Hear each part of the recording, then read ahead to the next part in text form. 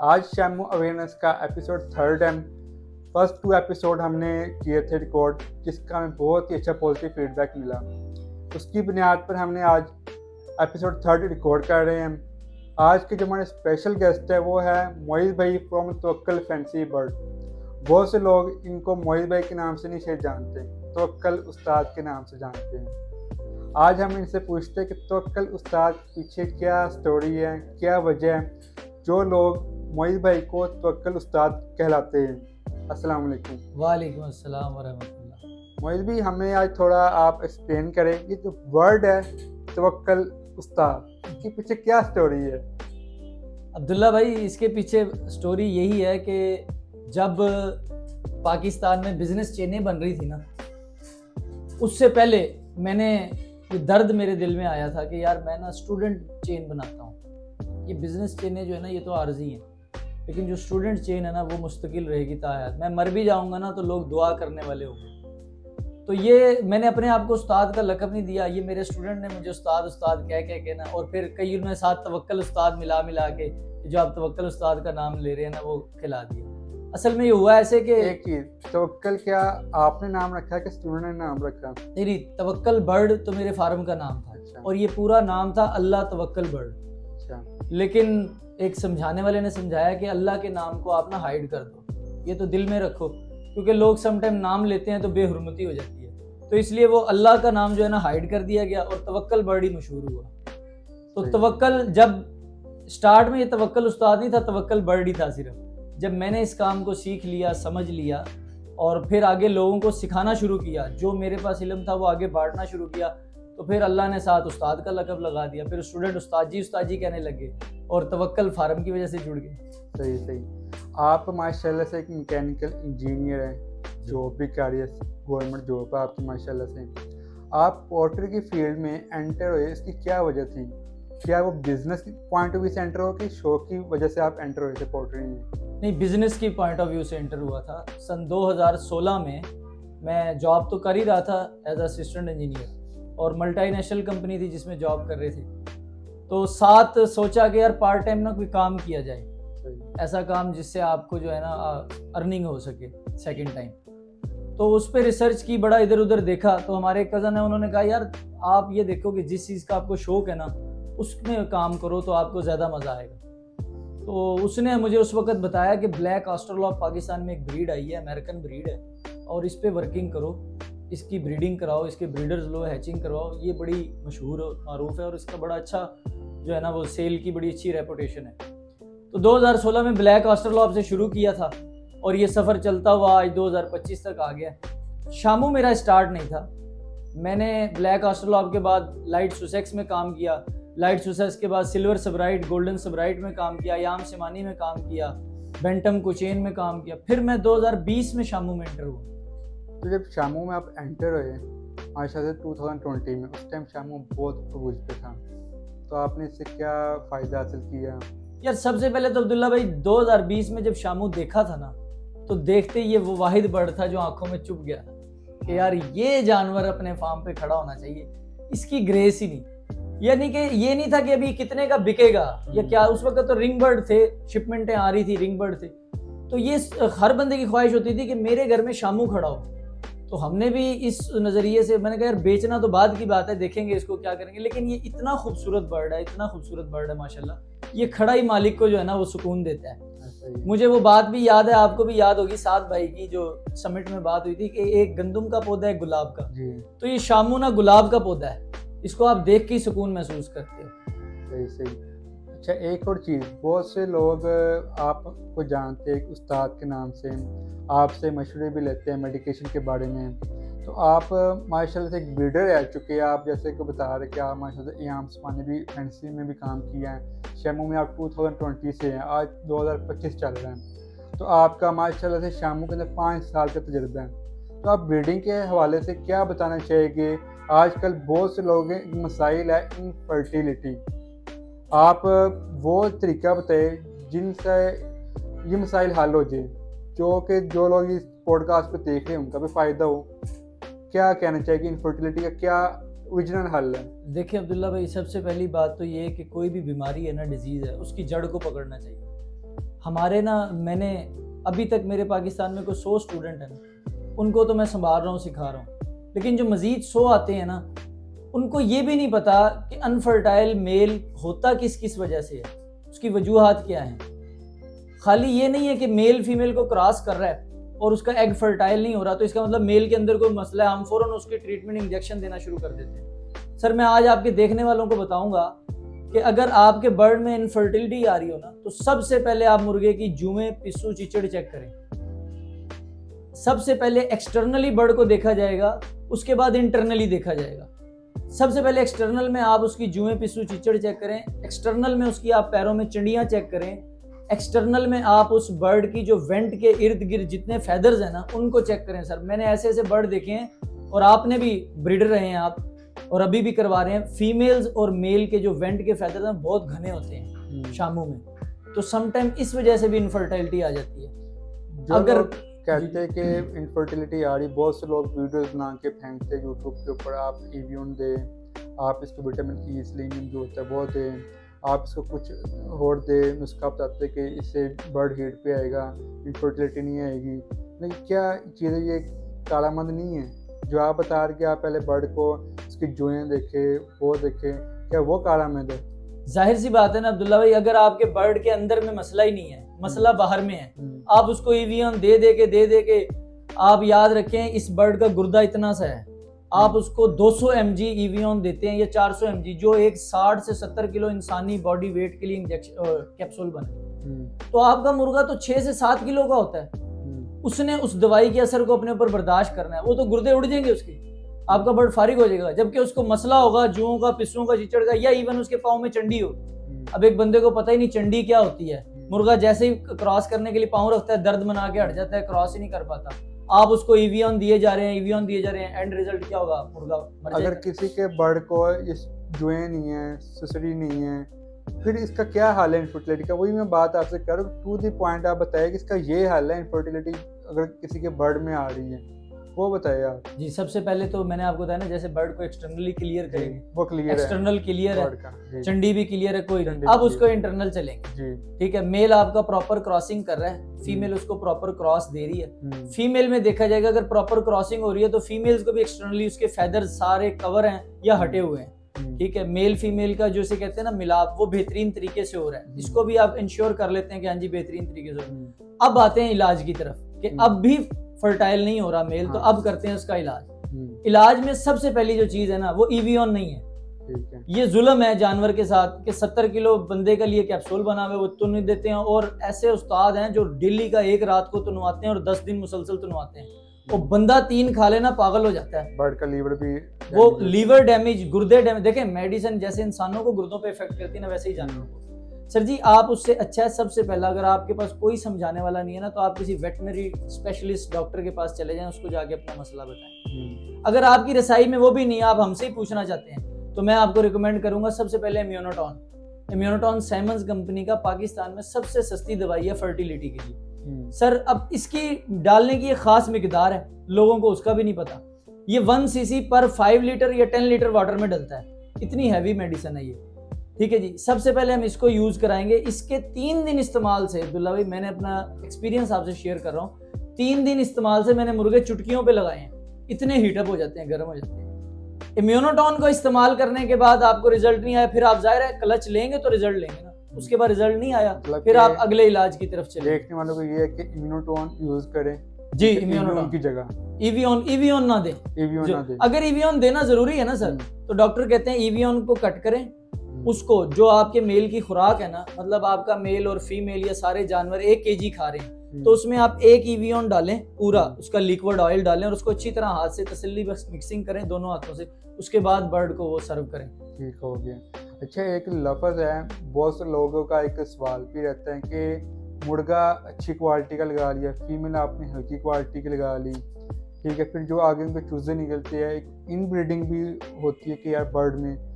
आप पहले ये बताएं कि क्या ये बर्ड, क्या ब्रीडिंग का क्या ये पर्पस है, मुर्गा अच्छा होना चाहिए, मुर्गी हल्की होनी चाहिए, या मुर्गी अच्छी हो मुर्गा हल्का हो? नहीं ऐसा कुछ भी नहीं है, ये तो सरासर गलत बात है। ब्रीडिंग का ये सर ही नहीं है कि मुर्गा अच्छा और मुर्गी हल्की। अगर आपने एक अच्छा ब्रीडर पेयर लगाना है ना, आपने एक मेल लेना है अच्छी क्वालिटी का, ठीक है। अब आपके पास मेल आ गया और आपको पता लग गया इसका फेस ऐसा है, आईज ऐसी हैं, शोल्डर ऐसे हैं, टेल ऐसी है, हाइट ऐसी है। अब आपने उस मेल के अंदर खामियां तलाश करनी है। जो आपके मेल में पॉइंट नहीं मिल रहे ना आपको, आपने उन पॉइंटों की एक अच्छी फीमेल ढूंढनी है। ये नहीं कि फीमेल कचरा लगा देनी है, फीमेल भी अच्छी देखनी है, उसके बाकी पॉइंट भी एवरेज अच्छे होने चाहिए, लेकिन जो खसूसियात आपके नर में नहीं है वो मादा में जरूर होने चाहिए। फिर आपका एक बैलेंस पेयर लगेगा। जब बैलेंस पेयर लगेगा तो एक लाइनेज पिडिग्री बर्ड पैदा होगा, वहां से आपकी पिडिग्रीनेस शुरू होगी। वो आपका पहला कलच, दूसरा, तीसरा, फिर आप इनब्रीड भी करा लेना। देखें F3 तक इनब्रीड भी चली जाए ना तो मसला नहीं आता, आप आपस में लगा सकते हैं। अगर आप लाइन ब्रीड कराना चाहते हैं तो आपकी मर्जी, लेकिन समटाइम लोगों के पास वो होता ही नहीं इतना के लाइन ब्रीड में जाए। वो एक दो का डीएम भी मुझे आया था पर्सनली कि यार मोहित भाई से स्विंग नेक का लाजमी पूछना। ये हकीकत बात कर, मुझे वाकई मैसेज आया था कि स्विंग नेक क्या कैसे बनता है, क्या कोई ब्रीड है या क्या ये इन्हीं में से निकला हुआ है, क्या ये इनब्रीडिंग की वजह से बना है, ये क्या रीज़न है? अब्दुल्ला भाई, स्विंग नेक जो है ना ये ब्रीड नहीं है, ये डिजीज है। अच्छा। स्विंग करना एक बीमारी है, पट्ठों की, गर्दन की बीमारी है। जब आपके बर्ड के पट्ठे कमजोर होते हैं ना तो उसकी गर्दन में एक वाइब्रेशन आ जाती है, उसको स्विंग बोलते हैं। ये पाकिस्तान में कहीं बाहर से नहीं आया, ये हमारे शामों से प्रोड्यूस हुआ है। और आप सही कह रहे हैं, ये इन ब्रीडिंग से पैदा होता है। आप अगर एक जोड़े के दो बच्चे बहन भाई सगे आपस में लगाएं तो आपके पास स्प्लिट आएगा। आप उस स्प्लिट को आपस में दोबारा लगाएंगे, आपके पास प्रॉपर स्विंग आएगा, गर्दनें कमजोर होती जाएंगी, ये डिजीज हो जाएगी। हमने इस डिजीज को इस मुल्क में ब्रीड बना के पेश किया। हमारे क्या पूरी दुनिया में एक ब्रीड मानी जा रही है।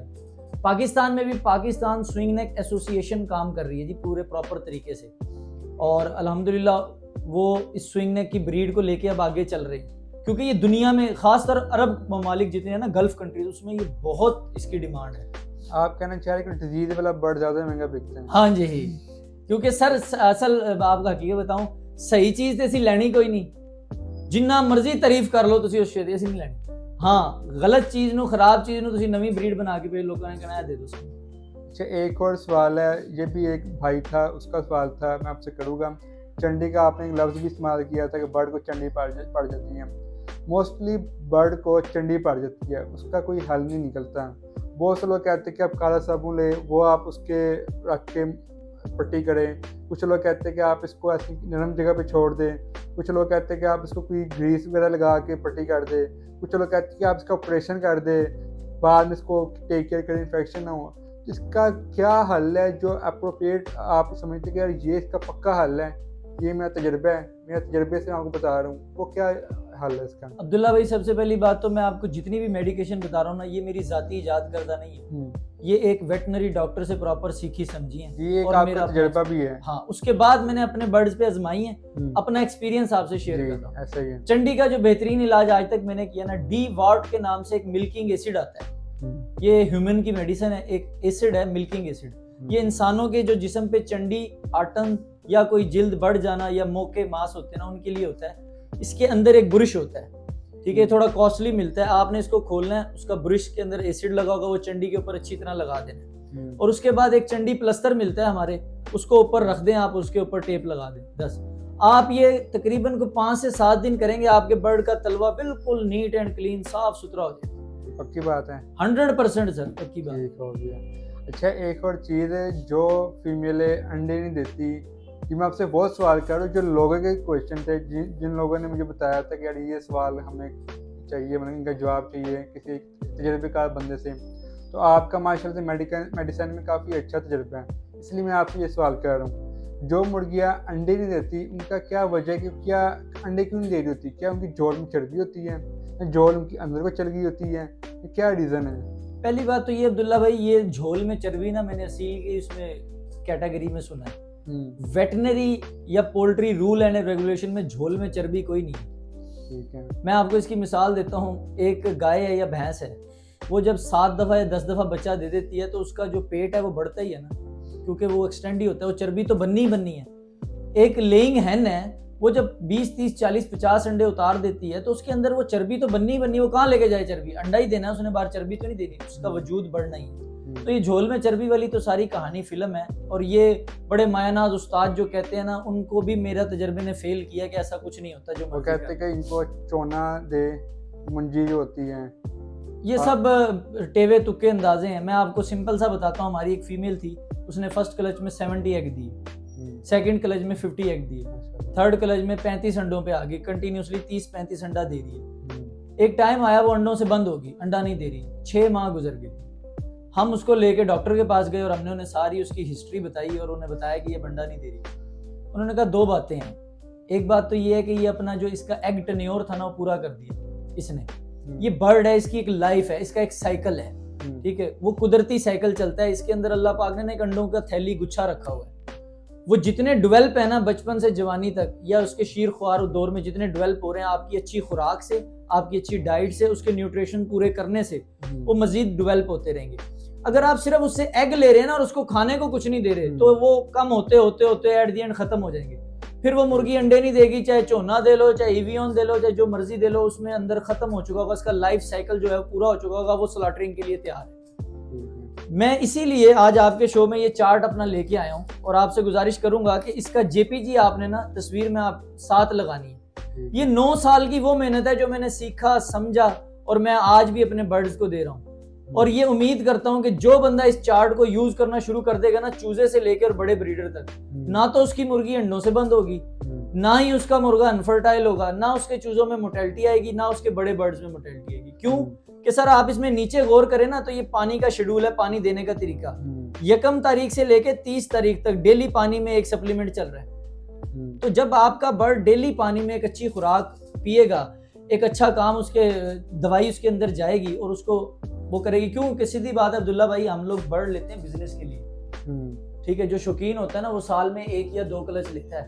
नहीं, मैं अपनी जात हूँ, मैं कहता हूँ 12 महीने अंडा लेना है मैंने मुर्गी से, रेस्ट तो है ही नहीं मेरे पास। वो भाई मुर्गी अंडा देगी तो मैं उसको हैचिंग पे लगाऊंगा, हैचिंग पे लगाऊंगा तो बिकेगा तो चूजा आएगा। मैं तो मुर्गी को रेस्ट देता ही नहीं। फिर डॉक्टर्स क्या करते हैं कि जो कमर्शियल ब्रीडिंग है ना, कमर्शियल फार्म वाले जो हैं, जैसे मिस्री है या लेयर है, ब्रेलर है, इनकी भी तो सारा साल ब्रीडिंग हो रही है ना, कमर्शियल फार्मिंग हो रही है। वो कहते हैं अगर आपने कमर्शियल तौर पे मुर्गी को यूज करना है, चाहे वो असील है, फिर आपने उसकी खुराक, डाइट, न्यूट्रिशन को पूरा करना है। आपने उसको मुकम्मल मुतवाजन ग़िज़ा देनी है ताकि उसकी बॉडी में किसी चीज़ की कमी ना आए, उसके ढांचे में, स्ट्रक्चर में किसी चीज़ की कमी ना आए, तो आपको सारा साल प्रोडक्शन देगी। वो किस तरह पूरी करेंगे, वो इस चार्ट के जरिए पूरी होगी कि आपने तरतीब से, जो इस बंदा इस चार्ट को समझ जाएगा ना, इंशाल्लाह उसके लिए ज़िंदगी आसान हो जाएगी और पोल्ट्री बहुत ही आसान हो जाएगी इंशाल्लाह। हमें नहीं, आपको स्टूडेंट, आपको उस्ताद ही कहते हैं।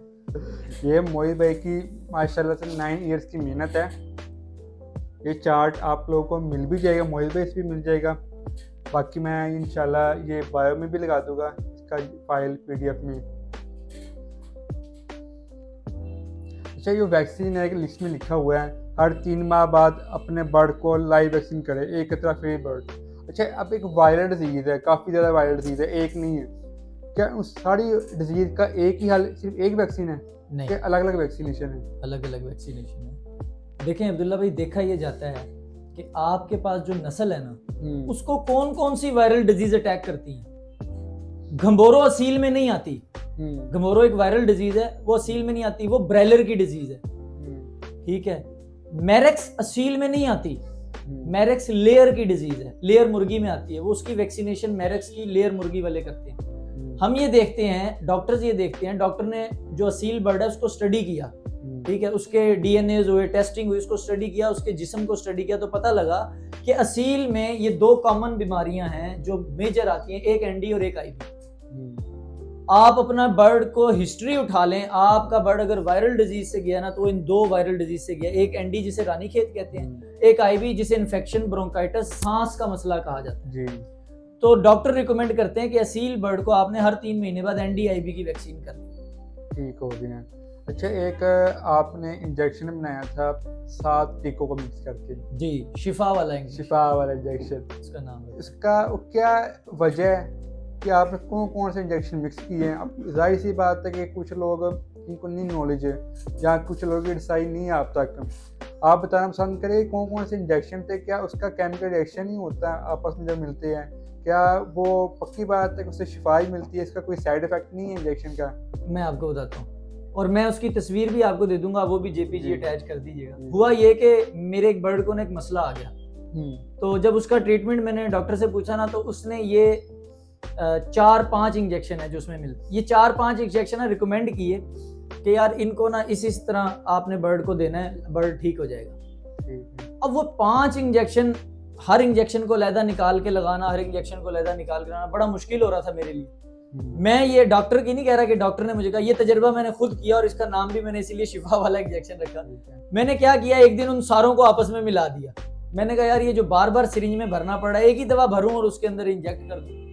अब्दुल्ला भाई आप यकीन माने, मैंने उसको सारों को इंजेक्शनों को मिक्स किया और उसके अंदर लगा दिया। मेरा बर्ड ठीक हो गया माशाल्लाह। अच्छा, ये जो शिफा वाला इंजेक्शन है, ये किस बीमारी का के लिए बनाया है आपने? अच्छा, मैं इसमें भी बताऊं, ये वायरल डिजीज के अलावा हर तरह की बीमारी में काम करता है। और मैं ये भी बता दूं कि एक ऐसा बंदा जिसको कुछ नहीं पता, उसने मुर्गी रख ली, वो ये एक इंजेक्शन अपने पास फ्रिज में रख ले, उसको लगे आज उसका बर्ड ढीला है, खा नहीं रहा सही, पी नहीं रहा सही, गर्दन अंदर के फर्स्ट सिम्टम यही होते हैं ना, गर्दन अंदर करके बैठा है, आंखें बंद कर ली हैं, बीट सही नहीं कर रहा, उसका बर्ड एक्टिव नहीं है, वो ये इंजेक्शन भरे और उस बर्ड को लगा दे, इंशाल्लाह अजीज दूसरी डोज की जरूरत नहीं पड़ेगी। मतलब कि आप कहना चाह रहे, चैलेंज कर रहे हैं आप, चैलेंज, सारे इंजेक्शनों को एक साइड पर रख के कह रहे सिर्फ शिफा वाला इंजेक्शन रखिए अपने फ्रिज में। बिल्कुल चैलेंज कर रहा हूँ, और इसका मैं प्रूफ भी आपको दे दूंगा, जो अगर लेना चाहते हैं। मेरे 100+ स्टूडेंट हैं। फिर जो हम लोग हैं जो बाकी मेडिसिन खरीदते हैं, एंटीबायोटिक खरीदते हैं, वो फजूल है? नहीं, फजूल नहीं है अब्दुल्ला भाई। देखिए मैंने आपको समझाया कि इनिशियल स्टेज में जब बर्ड को मसला होता है, देखें एक आदमी ने अपने बर्ड को देखा ही नहीं एक हफ्ता कि उसको एक मसला था,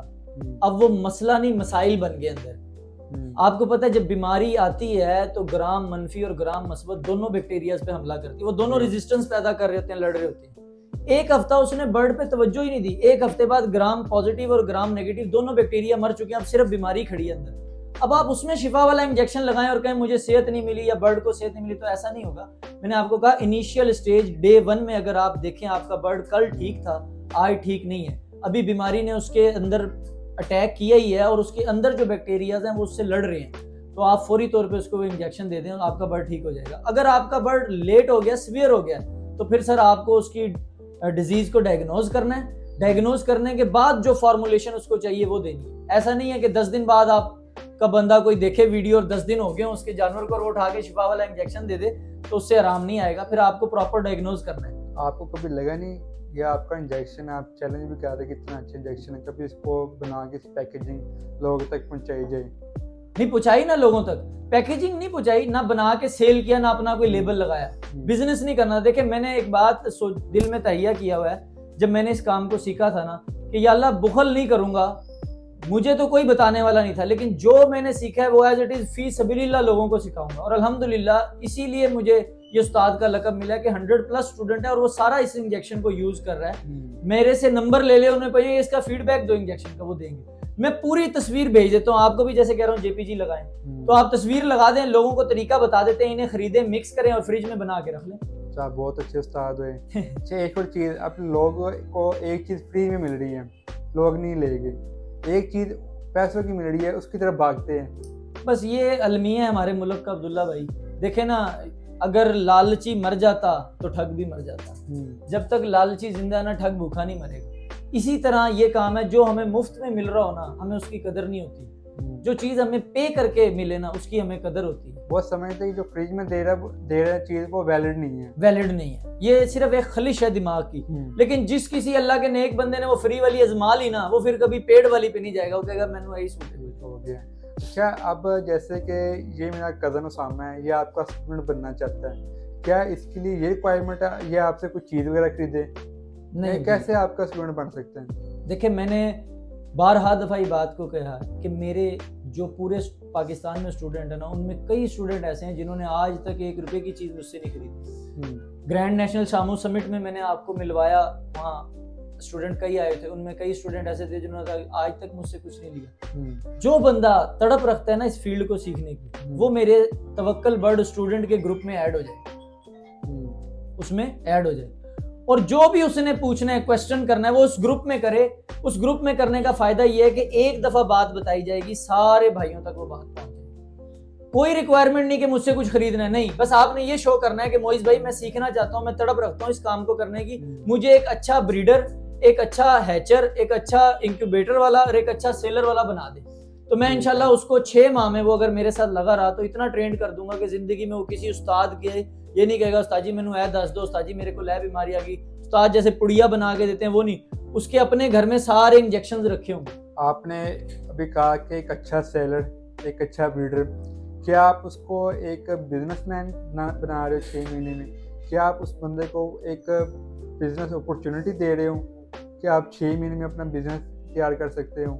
नहीं, मैं उसे कोई अच्छा बिजनेस सेलर या वो अपॉर्चुनिटी कोई नहीं दे रहा इस चीज की, मैं उसको एक अच्छा ट्रेंड दे रहा हूँ, या ये कह लें कि मैं उसे अच्छी ट्रेनिंग दे रहा हूँ 6 महीने में कि आपने चीज खरीदनी कैसे है, क्या देख के खरीदना है, आपने चीज को क्या बता के बेचना है, आपने चीज को संभालना कैसे है, आपने चीज से ब्रीड कैसे लेनी है, आपने चीज को पालना कैसे है, मैं उसको ट्रेनिंग दे रहा हूँ ताकि वो एक अच्छा, अगर वो सिर्फ शौकीन है तो देखें वो सेल नहीं करेगा, वो सिर्फ शौक करेगा, अपने बर्ड को पालेगा। अगर वो मेरी तरह इस काम को एज अ बिजनेस करना चाहता है, इस काम को से कुछ अर्निंग हासिल करना चाहता है, जो हक है, इस महंगाई के दौर में शौक नहीं होते। हम लोअर मिडिल क्लास फैमिलियों से ताल्लुक रखते हैं ना जी, अगर इतने हाई फाई और अपर क्लास फैमिलियों से होते तो हम ये करते काम, हम भी आज मर्सिडीज में बैठ के कहीं घूम रहे होते, फिर रहे आप होते। कहना चाह रहे कि जो मुर्गियों का काम ये मिडिल क्लास लोग करते हैं? मिडिल क्लास लोग करते हैं। नहीं, मेरे ख्याल से गलत है। कुछ मेरे पास कुछ ऐसे क्लाइंट्स है जो कि माशाल्लाह से डॉक्टर हैं, एडवोकेट हैं, बड़े बड़े, वो लोग ये शौक करते हैं। अब्दुल्ला भाई शौक, आप कह रहे हैं वो शौक करते हैं, मैं कह रहा हूँ बिजनेस, मैं कहता हूँ जो काम हम बिजनेस भी करते हैं। अब एक मिसाल के तौर पर आपको पता है, ये जो चीज़ है बर्ड है, ये दुगना हो जाती है, ठीक है, इसकी प्रोडक्शन काफ़ी अच्छी है। जब उनके पास ये चीज़ आती है वो सेल भी तो करते हैं ना। नहीं, आप समझ नहीं रहे, मैं आपको थोड़ा सा समझाता हूँ। देखें, एक बंदा है, उसने प्रॉपर अपने बिजनेस के लिए, सेल के लिए एक चीज खरीदनी है और उसको डेली बेसिस पे सेल करनी। एक बंदा है वो लैंडलॉर्ड है, उसने सिर्फ शौक के लिए खरीदी और जब वो उसकी पहुंच से एक्स्ट्रा होगी, अब उसको लगा कि बहुत ज्यादा होगी, वो रोज तो नहीं सेल कर रहा, रोज तो नहीं वीडियो लगा रहा, रोज तो नहीं ऐड लगा रहा, उसके पास जब उसकी कैपेसिटी से ज्यादा होगी ना, तब उसने उठाना है, किसी एक को बुलाना है या किसी दो को कहना है कि यार ये मेरे सेल करा दो, बहुत ज्यादा मेरी कैपेसिटी से बाहर हो गए हैं, एक्स्ट्रा हो गए सेल। उसको आप अच्छा शौकीन तो कहेंगे, बिजनेसमैन नहीं कहेंगे। बिजनेसमैन कौन है? हाउस ऑफ फार्मिंग बिजनेसमैन है, तवक्कल बर्ड बिजनेसमैन है, जी बर्ड बिजनेसमैन है, शामू बर्ड बिजनेसमैन है। क्यों? कि यार ये शौकीन तो है ही है, लेकिन ये प्रॉपर बिजनेस कर रहे हैं, लोगों को अच्छी चीज डिलीवर कर रहे हैं, लोगों को अच्छी ब्रीड निकाल के डेली बेसिस पे सेल कर रहे हैं। ये ऐसा नहीं कर रहे कि सारा ही अपने पास जमा रख रहे हैं, गंद कचरा बेच रहे हैं, अच्छा सारा जमा रख रहे हैं, या जब इनकी कैपेसिटी से ज्यादा काम होता है तब ये बेचते हैं। नहीं, ये कहते हैं हम अच्छी ब्रीड ले रहे हैं, हमारे पास अच्छे ब्रीडर हैं, आप आएं, फार्म विजिट करें, चीज खरीदें और ले जाएं। और ये काम कौन करता है? वही करता है ना जिसको नीड होती है। जिसने शौक करना है उसको नीड नहीं है, उसके पास तो एक्स्ट्रा पैसे से वो शौक कर रहा है। अब मेरे कई क्लाइंट ऐसे हैं, मैं आपको बताऊं, एयर कोमोडोर है, एयर कोमोडोर का लेवल अगर मैं आम जबान में समझूं तो ब्रिगेडियर लेवल का बंदा है वो, ठीक है, और अटक में होता है, वो पीएफ का बंदा है। उसको सिर्फ ये शौक है कि वो शामू के छोटे छोटे बच्चे अंडों से निकलवाए और उनको महीने तक वो पाले देखे, उसके बाद वो फ्री ऑफ कॉस्ट लोगों को तकसीम कर देते। ये उसका शौक है। वो मेरे से एग्स लेता है, परचेज करता है और वो उनको हैच करवाता है। वो छोटे छोटे रुई के गोलों की तरह, आपको होता है शामू प्यारा लगता है वाइट, वो उनको 1 मंथ तक संभालता है, पालता है, उसके बाद वो लोगों में तकसीम कर देता है, उसको सेल भी नहीं करता। तो वो शौकीन है, वो बिजनेस नहीं कर रहा उस चीज का। चलिए सही है, इस पे शायद कंट्रोवर्सी भी हो सकती है। हाँ, मेरी बातों से हर बंदा इख्तिलाफ कर सकता है। हाँ, अच्छा, आपके एक और चीज, सारे स्टूडेंट आपके खुश हैं? किसी का कोई इतराज नहीं? अल्हम्दुलिल्लाह, आज तक इतने अरसे में कोई ऐसा बंदा पूरे पाकिस्तान में नहीं सामने आया जो मेरा स्टूडेंट भी हो और उसे मुझसे इतराज। सब इज्जत भी करते हैं, सब मुझसे खुश भी हैं और आज तक मैं सबकी अल्हम्दुलिल्लाह हेल्प भी करता हूँ जितनी मेरे से हो सकती है। मुझे भी एक बहुत यूनिक सवाल है, ठीक है, शायद कोई भी, किसी ने भी आज तक ये सवाल ना किया हो, ना किसी ने बताया हो जवाब इसका। आप मुर्गियों से महाना कितना कमाते हैं, ये बताइए आप लोगों को। ये कुछ लोगों की मोटिवेशन भी हो सकती है। अब्दुल्ला भाई, मैंने इस बिजनेस को शुरू किया अपनी जॉब के साथ। एक मिसाल दे रहा हूँ मैं, 2016 में मेरी सैलरी थी 75,000। मैंने अपना साथ बिजनेस शुरू किया। जो मुझे समझाने वाला, इस बिजनेस में लाने वाला था ना, उसने एक ही बात की थी। उसने कहा था जिस दिन तेरी आमदन बिजनेस की, तेरी सैलरी से ऊपर चली जाए ना उस दिन नौकरी को छोड़ देना। हम्म, तो कुछ साल लगे, जब मेरी इनकम 1.5 लाख रुपया महाना होगी ना तब मैंने रिजाइन कर दिया था, क्योंकि कंपनीज में सैलरी बढ़ती है साल की साल, जबकि बिजनेस में हर महीने सैलरी इंक्रीज हो रही होती है क्योंकि इनकम हो रही होती है आपको। सही है। अच्छा, मैंने जब जॉब छोड़ी ना सन 2019 में तो तकरीबन 1.5 लाख रुपया महाना कमाता था। माशाल्लाह। उसके बाद 2023 तक तो बड़ा अच्छा दौर रहा, 2.5 से 3 और 3 से 4 लाख महाना भी कमाया। बल्कि मुर्गियों मैं से? जी मुर्गियों से क्या सैलरी? मुर्गियों से नौकरी तो 2019 में छोड़ दी ना जी, तब 1.5 लाख कमा रहे थे। 2023 तक मेरे स्टूडेंट आप ये समझ लें कि 4 लाख कमा रहे थे महाना, और उनके उस्ताजी 5-6 लाख पे भी जा रहे थे। माशाल्लाह। लेकिन 2023 में एक महाशय पाकिस्तान में आए थे जिनका नाम था डबल शाह। उन्होंने आके ना हमारी करा कुछ नहीं किसी के साथ, उन्होंने अपना नाम भी खराब किया, काम भी खराब किया, लेकिन हमारी जो इनकम है ना उसको थोड़ा सा इफेक्ट कर दिया। वो कैसे कि 24-25 जो गुजरा है ना, ये बड़ा डाउनफॉल वाला साल गुजरा है। इसमें सेल्स तो हुई हैं लेकिन रेट नीचे आ गए बहुत ज्यादा। उसके पीछे भी एक बड़ी रीजन है। अब लोग कहते हैं जी अब शामू पिट गया या शामू बर्बाद हो गया, शामू के वो रेट नहीं, ऐसा नहीं है।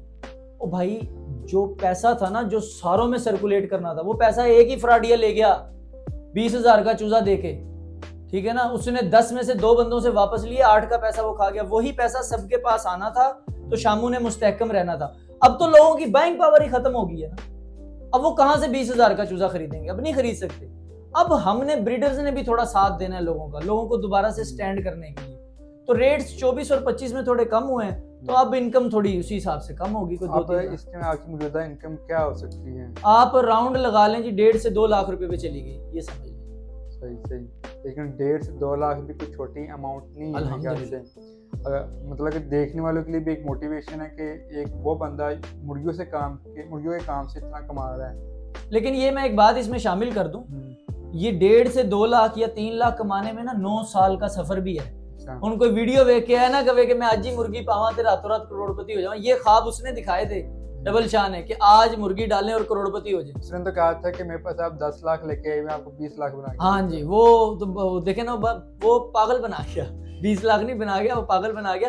तो ये 9 साल का सफर भी है इस इनकम को जनरेट होने में। देखें, यूं तो मैंने जो पहला फ्लॉक सेल किया था ना वो 12,000 रुपए का सेल किया था।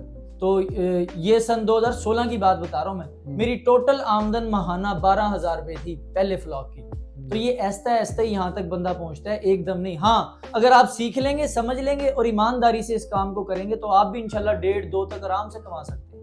माशाल्लाह। मतलब कि अगर आप कहना चाह रहे हैं कि एक आम बंदा लाख रुपया तो इस काम से कमा सकता है, इजीली निकाल सकता है, इजीली।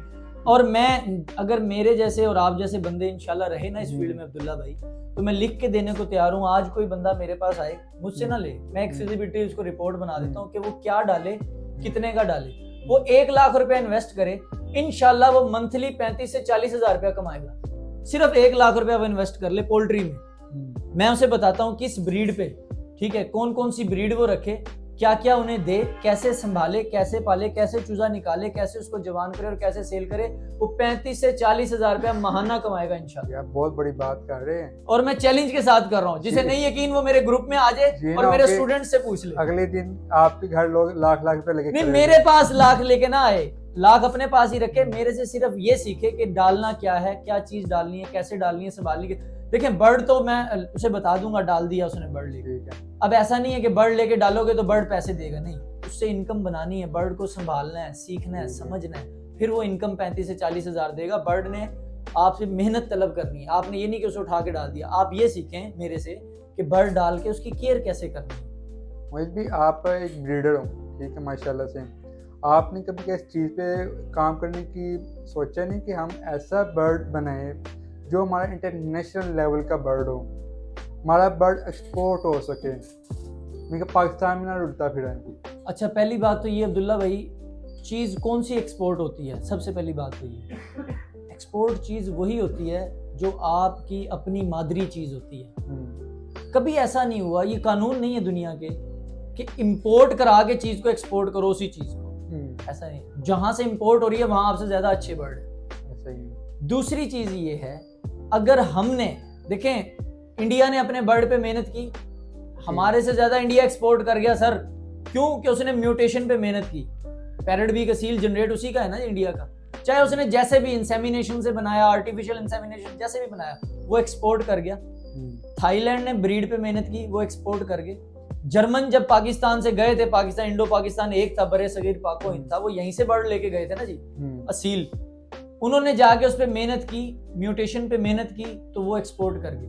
हमने अपनी मुल्क की जो मादरी ब्रीड थी ना, पाकिस्तानी ब्रीड, उस पर मेहनत ही नहीं की, हम उसको एक्सपोर्ट ही नहीं कर सकते। शामू तो एक हाइब्रिड ब्रीड है, आपने पैरेट पिग का नाम लिया।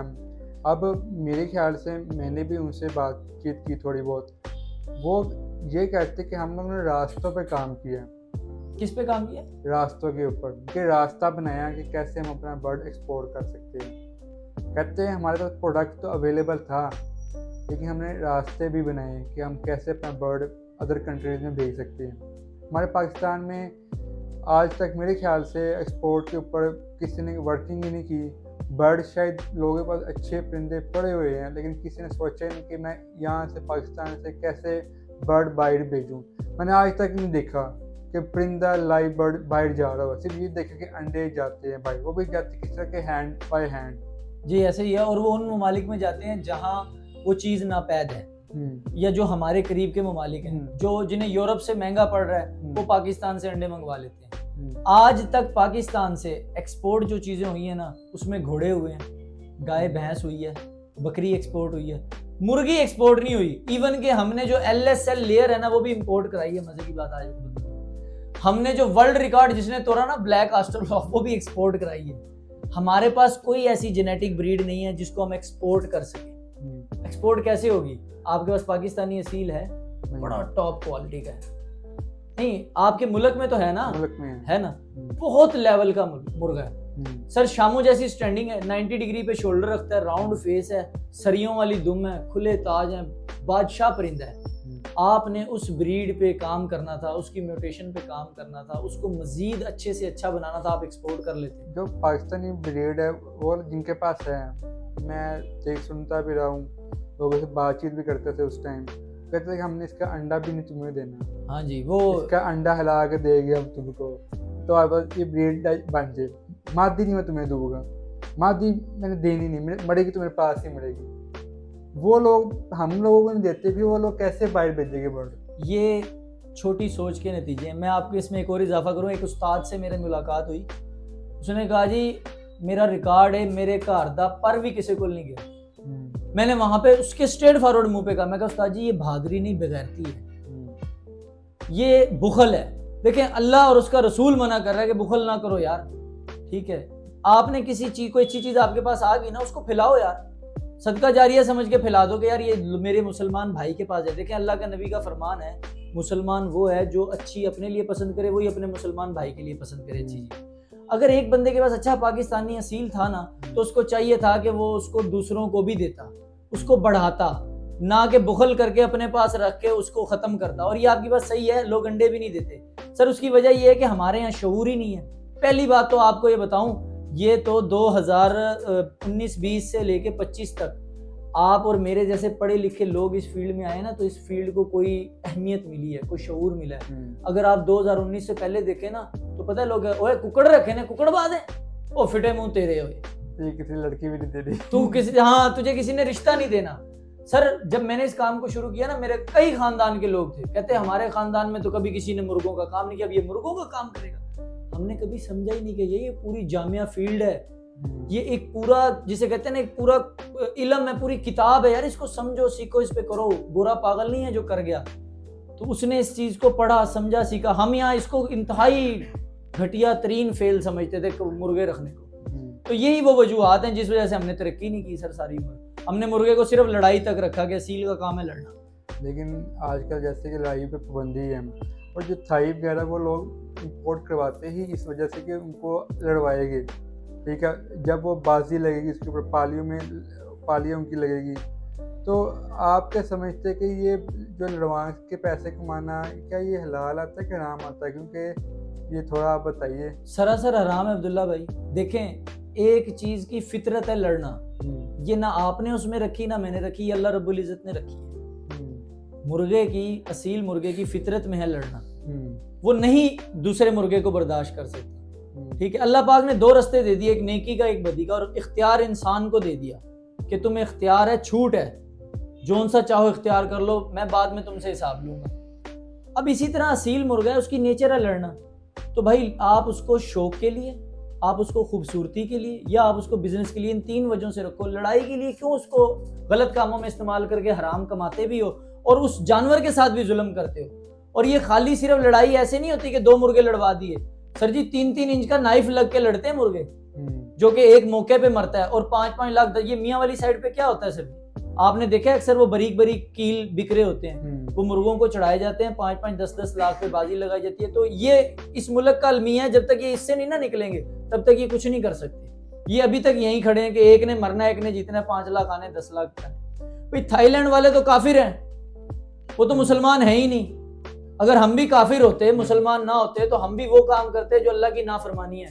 लेकिन बहैसियत मुसलमान हमने ये भी देखना है कि हमने दीन के रास्ते से भी नहीं हटना, हमने काम वो करना है जो हलाल हो, ठीक है, और हलाल तरीके से जिससे रिज़्क आए। थाईलैंड वालों की तो समझ लें आप बुनियादी गेम है कॉक फाइटिंग, वो करवाते हैं तो वो करवाते रहें। अल्लाह ने तो उसका मकसद फाइटिंग नहीं रखा, अल्लाह ने तो कहा 2 जानवर मैंने पैदा किया। अब शेर को क्यों पैदा किया अल्लाह ने? आप ये सवाल है ना, ये शेर क्यों पैदा हुआ है, हाथी क्यों पैदा हुआ है? अल्लाह की मखलूक है यार, आपको उसमें से जो चीज पसंद है आप अपने घर में रख लें, उसे पाल लें, उससे काम। ये थाइयों से याद आया, आपने माशाल्लाह से ड्रैगन भी लगाए हैं जी, और आपने ये शायद बर्मी वगैरह पैनस भी लगाए हुए हैं।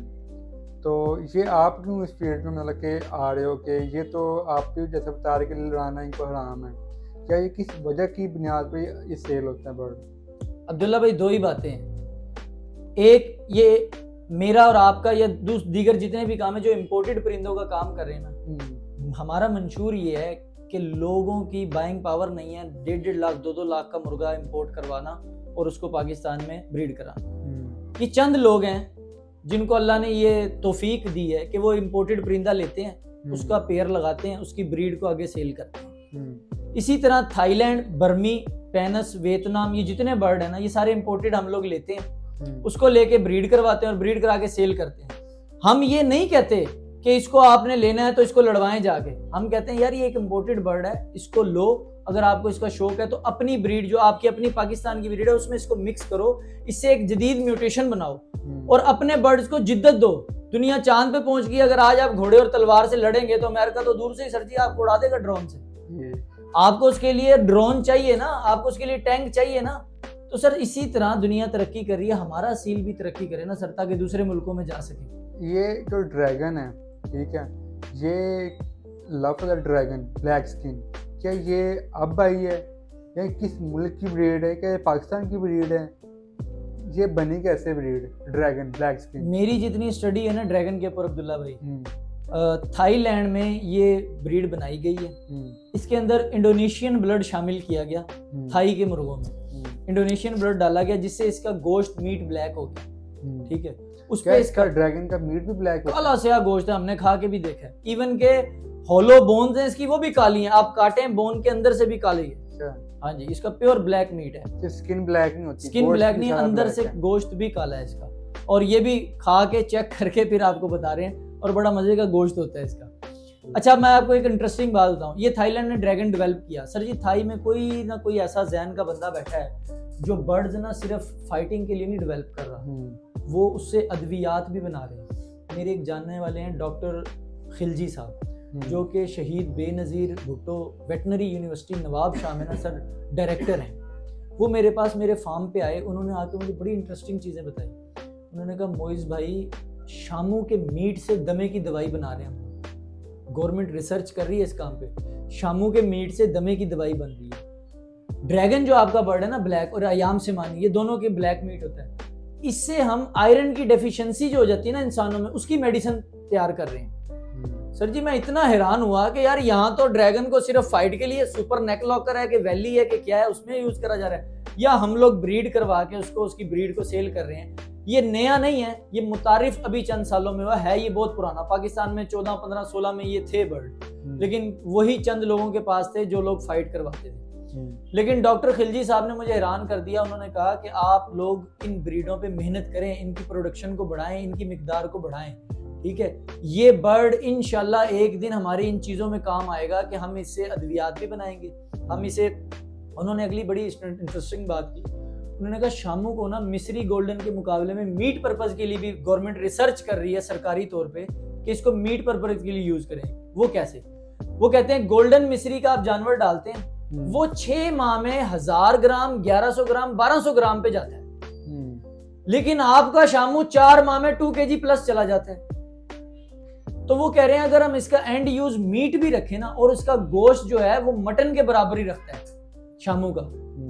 वो कहते हैं अगर आप इसको एज अ फार्मिंग करें मीट के लिए सर, तो हम इसका गोश्त एक्सपोर्ट भी कर सकते हैं, एक्सपोर्ट की तरफ भी जा सकते हैं। मीट इसका उन ममालिक में जहां गोश्त की किल्लत है वहां भेज सकते हैं।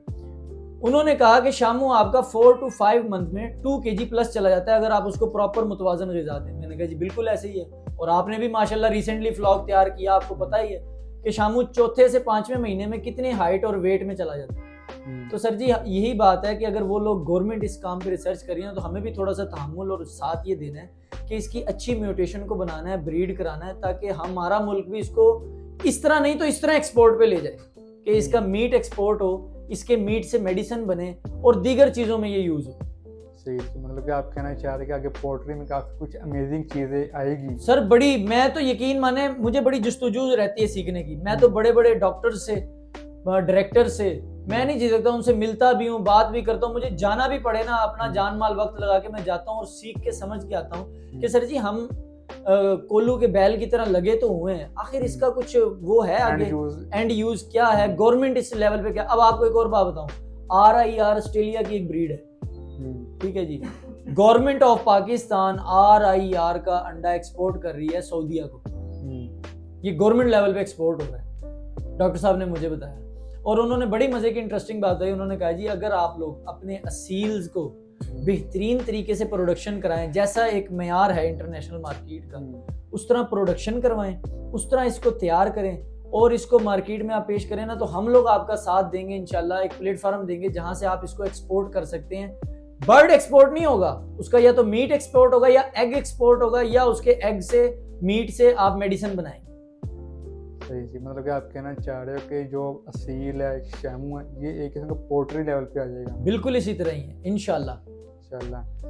और एक सवाल, लास्ट सवाल है, आपने अभी यूज़ किया बर्ड हाइट निकालता है, जो परिंदे हाइट एकदम निकालते हैं उनमें आ जाता है मसला टांगों का मसला, उसका क्या हल है, मुतवातिर हल जो आप समझते कि यार ये बेस्ट इलाज है, इससे इस बर्ड को फ़र्क पड़ना ही पड़ना है? देखें, सबसे पहली बात तो ये कि मैं कहूँगा आप बर्ड को तीसरे महीने से जैसे ही ऊपर जाता है ना, टांगों का अर्जा आता है, उसमें जाने ही ना दें। डे 1 से आप बर्ड की केयर ही ऐसे करें कि वो तीसरे महीने में टांगों के आर्जे में नहीं जाए। सबसे पहले तो आपने ये काम करना है। उसके बाद हम दूसरा पॉइंट रखेंगे, अगर वो चला ही गया ठीक है अल्लाह के हुक्म से टांगों के आर्जे में, फिर उसका इलाज कैसे करना है। सबसे पहले खूब समझ लें, चूजे की बेस को, बुनियाद को मजबूत बनाएं। चूजे की बेस और बुनियाद कैसे मजबूत होगी सर जी, वो उसके डे 1 से लेके और डे 60 तक की खुराक के अंदर है। अगर आपने डे 1 से लेके डे 60 तक सिर्फ 14 PS ही देनी है ना, या 112 ही देनी है, या 4 नंबर ही देनी है और अपनी जान छुड़ानी है, तो माजरत के साथ आपका चूजा तीसरे महीने में जाके टांगों से बैठेगा। सही है। अगर सर बैठ गया उसका इलाज वो भी बताता हूँ। डॉक्टर्स क्या कहते हैं, इंटरनेशनल रूल्स के मुताबिक डे 1 से लेके डे 60 तक आपने अपना जो चूजा है ना, उसका प्रोटीन लेवल को हाई रखना है। ये एक ही सिर्फ कुलिया है इसकी टांगों की कमजोरी, कि बर्ड में प्रोटीन की कमी ना हो। प्रोटीन लेवल हाई कैसे रख सकते हैं आप? प्रोटीन अंडे के जरिए पूरा कर सकते हैं आप, प्रोटीन उन सब्जियों के जरिए बारीक बारीक चॉप करके पूरा कर सकते हैं जिनमें प्रोटीन ज्यादा है। उसके लिए आपको सब्जी के बारे में पढ़ना पड़ेगा, नहीं तो एटलीस्ट गूगल पे लिख लें यार, गूगल सब कुछ बता देता है, ठीक है, कि कौन सी सब्जी में प्रोटीन ज्यादा है। उसके लिए आपको एग का इस्तेमाल करना पड़ेगा चूजे में। ये अगर 3-4 चीजें आप बचपन से उसकी रखेंगे ना। चौथी, उसको शामू चूंकि बड़ा बर्ड है, ये इसका वजूद ज्यादा होता है, तो शामू को इसका डिजायर्ड एरिया दें। सर अब मैं आपको एक इंटरेस्टिंग बात बताऊं, समझने वाले इस बात को समझेंगे। एक देसी मुर्गी है ना, पोल्ट्री रूल के मुताबिक उसको 1 स्क्वायर फुट जगह चाहिए एक देसी मुर्गी को, जिसका वजन है सिर्फ 1 से 1.5 किलो। एक शामू जिसका वजन 6 से 7 किलो तक जाना है ना, तो उसको उसकी एज के मुताबिक डिजायर्ड स्क्वायर फुट में जगह मिलेगी तो वो खुश रहेगा बचपन से लेकर जवानी तक। अगर आपने उसको 3x3 के केज में बंद करके पालना है ना, तो माजरत के साथ चूजा जो 3 महीने के बाद वो टांगों से बैठेगा और ऐसे बैठेगा कि देखने वाले को भी बुरा लगेगा कि यार ये क्या चील बन गया है, या समटाइम उसे कहते हैं गिद्ध बन गया है, वो बेचारा इस तरह हो जाएगा। कहना चाह रहे कि जो बर्ड पाले शामी कोई या असील, उसको आप खुले ओपन में पालें। हाँ, ओपन में देखें अब्दुल्ला भाई, मैं कह रहा हूँ समझ के पालें। आप ये समझें कि इस चूजे को डे 1 से लेके डे 30 तक कितनी जगह रिक्वायर्ड है, क्या क्या डाइट रिक्वायर्ड है वो दें। डे 30 से डे 60 तक इसको कितनी जगह रिक्वायर्ड है, स्क्वायर फुट खुलते जाएंगे स्टार्ट से ऐसा ऐसा। तीसरे महीने में इसको कितने स्क्वायर फुट जगह रिक्वायर्ड है एक बर्ड को, उसको मल्टीप्लाई करें 50 बर्ड से या 10 बर्ड से 5 बर्ड से, उतना एरिया उसको दें, उतना डिजायर्ड टेम्परेचर उसको दें, उतनी उसको जो है ना न्यूट्रिशंस दें, उतने उसको खुराक अच्छी उसको दें, तो इंशाल्लाह आपका बर्ड जाएगा ही नहीं सर जी, इस डिजीज में ही नहीं जाएगा। ठीक है, ये होगी एहतियात। वही अगेन सवाल, इसका इलाज क्या है? हाँ, अब आ जाए इलाज की तरफ। मैंने जो इस पे स्टडी की ना कि जो बर्ड टांगों से रह जाता है, ये एक्चुअली टांगों से नहीं रहता। सबसे पहले इसको खूब समझ लें, मैंने इसके टेस्टिस भी कराए, इसका जो है ना डायग्नोज इसको कराने के लिए डॉक्टर्स के पास भी लेके गए, उन्होंने कहा इसे हड्डियों का आर्जा नहीं है, टांगों का आर्जा नहीं है, इसको पट्ठों का आर्जा है। इस बर्ड के जो पट्टे हैं टांगों के, जो इसको पूरे ढांचे को स्ट्रक्चर को लेके खड़े होते हैं, जिसे हम मछली बोलते हैं, बैड़े काटते हैं कुर्बानी पे, जिबा करते हैं, बकरे काटते हैं, मछलियां निकलती हैं ना, ये मछलियों का कुदरती क्या निजाम है, इन्होंने पूरे स्ट्रक्चर को होल्ड करना है सर, ये पट्टे हैं। इस बर्ड के ये पट्टे कमजोर हो जाते हैं, इससे पट्टों की डेफिशिएंसी हो जाती है, उस वजह से ये बर्ड टांगों से, क्यों टांगें उसकी तो सही हैं, उसका जिस्म उस पट्टों को होल्ड नहीं कर पा रहा और वो बैठ जाता है, वो थकता है, बार बार बैठ जाता है, वो थकता है बैठ। अब उसका इलाज क्या है? मैंने जो अभी तक उसका इलाज सीखा, समझा और करा, वो है B complex, vitamin B complex, जिसमें B1, B2, B6, B12 ये विटामिन है। इसको पूरे को जामिया को बोलते हैं विटामिन बी कम्प्लेक्स। उसमें बी कम्प्लेक्स की कमी हो जाती है, आपने उसकी बी कम्प्लेक्स की कमी को दूर करना है, चाहे आप गोली से कर लें, चाहे आप इंजेक्शन से कर लें, चाहे आप किसी उससे कर लें, इंशाल्लाह आपका बर्ड 15-20 से दिन 1 महीने तक जो है ना ठीक हो जाएगा बिल्कुल। सिर्फ एक ही चीज़ है, वो बी कम्प्लेक्स की कमी, उसको दूर करना है। और एक और चीज़ है, कुछ लोग शायद आपसे भी सवाल करते हो कि आपने का चूज़ा फीड पे पाला है कि बाजरे पाला है? जी, मैंने कुछ लोग कहते हैं कि हमें चूज़ा चाहिए जो देसी खुराक पे पला हो, फीड पे ना पला हो। उसका भी कॉन्सेप्ट मैं आपको बताता हूँ अब्दुल्ला भाई। कई लोगों का जहनी तौर पे ना, आज खूब समझ लें, कई लोगों को जहनी तौर पे ये है कि फीड तो गंद है, फीड गलत चीज़ है, फीड गंदी चीज़ है। देखिए, सबसे पहला अलमिया तो ये है कि हमारे मुल्क में जो फीड डिज़ाइन हो रही है ना, वो ब्रायलर के लिए हो रही है, लेयर के लिए हो रही है, वो असील के लिए फीड डिज़ाइन नहीं हो रही। ठीक है, फीड बनती है डॉक्टर, वेटनरी डॉक्टर्स की ज़ेरे निगरानी, वो उसके अंदर जितना बर्ड को अजनास चाहिए ना, प्रोटीन जितने % चाहिए उतना डालते हैं, मैग्नीशियम, सल्फेट, कैल्शियम, ये सारे जितने जितने % चाहिए, सोयाबीन मील, फिश मील, पोल्ट्री मील, ये उतने उतने % उसमें ऐड की जाती है और फीड तैयार होती है और मार्केट में सेल होती है। हमारे पास आ जाके फीड रहती है ब्रायलर की और लेयर की, जो हम खिलाते हैं असील को, जबकि असील बर्ड के लिए वो डिज़ाइन नहीं है। असील बर्ड के लिए जो खुराक डिज़ाइन है उसमें बड़ी सारी चीज़ें और हैं, अगर आप उसको गौर करें, उसमें जितने % प्रोटीन असील को चाहिए ना, उतने % ब्रायलर को नहीं चाहिए, ब्रायलर को कम चाहिए, असील को ज़्यादा चाहिए। अब असील खाता है ब्रायलर वाली प्रोटीन, तो वो बेचारा बस उतनी ही प्रोटीन उसको मिलती है और वो डिजीज़ में चला जाता है। तो इसीलिए जो हमारे असल में पाकिस्तानी पुराने उस्ताद हैं ना, लोग हैं, वो ज़हनी तौर पे इस चीज़ से सेटिस्फाई हैं कि यार दाना जो है ना, इसमें ज़्यादा ताकत है, दाना ज़्यादा मजबूत है बनिस्बत फीड के, जबकि फीड तो बेकार चीज़ है, जबकि ऐसा नहीं है सर जी। उस दाने से बेहतर फिर भी वही फीड है जो आप दे रहे हैं। क्यों? कि उसमें यार कैलकुलेटेड चीज़ें हैं डली हुई, वो एक मुतवाजन मौसर ग़िज़ा है। दाने में आपको नहीं पता प्रोटीन कितना है, दाने में दिल से दिल करा, उसने बाजरा डाल दिया 5 किलो, किसी ने 10 किलो डाल दिया, किसी ने 5 किलो गंदम डाली, किसी ने 10 किलो डाल दी, मकई ज्यादा कर दी, कुड़तम ज्यादा कर दिया, सरसों ज्यादा कर दी, गर्मी का मौसम है सरसों ही ज्यादा खिला दी। सरसों की तासीर गर्म है, ठीक है ना, अगर उसको आप साबुत खाएं, और अगर आप तेल निकाल के बर्ड को दे या उसको जानवरों को दे तो उसकी तासीर ठंडी है, ठीक है। तो हमें दाल दाने में ये नहीं पता लगता कि इसमें प्रोटीन कितना है, इसमें कैल्शियम कितना है, इसमें बर्ड की जो बेसिक नीड है वो कितनी है। इसीलिए हम कहते हैं मुतवाजन और मौसर ग़िज़ा फीड है, वो फीड देते हैं और फीड पे ही पालते हैं। यार कुछ ना होने से कुछ होना तो अच्छा है ना। जैसा मैंने आपको बताया, हम इसके अलावा उसकी प्रोटीन को कैसे बढ़ाते हैं, वो हम एग दे के बढ़ा सकते हैं, मुख्तलिफ सब्जियां दे के बढ़ा सकते हैं, मुख्तलिफ और चीज़ें हैं, विटामिन के सिरप हैं, वो पानी में डाल के उसको चला के बढ़ा सकते हैं। जो दाने का आपने अभी जिक्र किया, मैं भी यूज़ करता रहूँ दाना। ये चीज़ हकीकत है कि दाने में हमें पता नहीं होता कि इसमें क्या चीज़ कितनी कैलकुलेट है, लेकिन बहुत से लोग हैं जो दाना सेल भी कर रहे हैं, अपना दाना बना के मार्केट से डबल रेट पे सेल कर रहे हैं। क्या वो वैलिड है?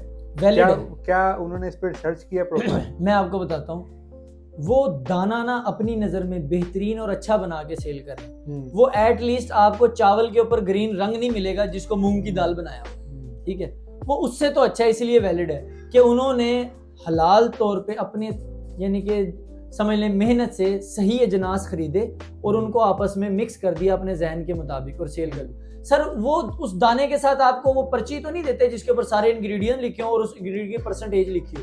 नहीं देते ना, उन्हें भी नहीं पता बेचारों को।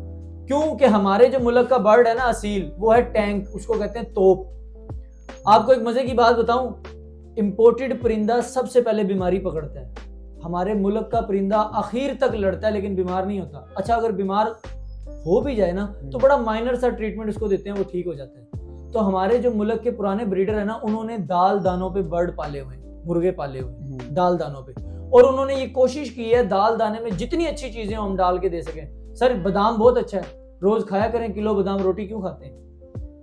रोटी ताकत के लिए खाते हैं। हाँ, तो बादाम उससे ज्यादा ताकत है ना बादाम की, लेकिन हम नहीं ना खाते, इंसान नहीं करता ना। इसी तरह मुर्गों को भी सर एक लिमिटेड चीजें चाहिए। ऐसा नहीं है कि आपने दाल दाने के अंदर हर दुनिया की अच्छी चीज डाल के और आप मुर्गे को खिलाया तो मुर्गे ने फटना है, उसकी ताकत ने कहीं लगना है। फिर आपको ताकत को उसकी जाया भी नहीं करा रहे, उसकी कोई एक्सरसाइज भी नहीं करा रहे, वो और ज्यादा ओवरवेट होता जा रहा है। तो हमारे लोगों का, पुराने लोगों का कॉन्सेप्ट क्या है, अच्छा दाल दाना लो, वो खिलाओ, उससे आपका बर्ड बेहतरीन रहता है। और सर बेहतरीन रहता है, लेकिन मैंने ब्रीडिंग करवानी है, मैंने उससे सारा साल एग लेना है, मैंने उस मुर्गी के जिस्म को पूरा करना है। आपको एक बात बताऊं, दाल दाना खिलाने वालों के बर्ड देख लें कभी, सर उनके बर्डों के पर ही नहीं होते।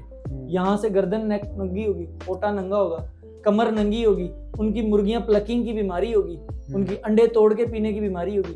जबकि मैं आपको बताऊं, एक बंदा जो कमर्शियल तौर पे इस चीज को चला रहा है ना, फीड को और पानी में सारे सप्लीमेंट्स को, उसका ना तो बर्ड कहीं से अनमोल्ट होगा, वो साल बाद अपनी मोल्टिंग में जाएगा तो सिर्फ वो उजड़ेगा, नहीं तो वो पूरा साल प्रेल होके खड़ा होगा। उसकी मुर्गी पर नहीं नोच के खाएगी, उसकी मुर्गी अंडा तोड़ के नहीं पिएगी।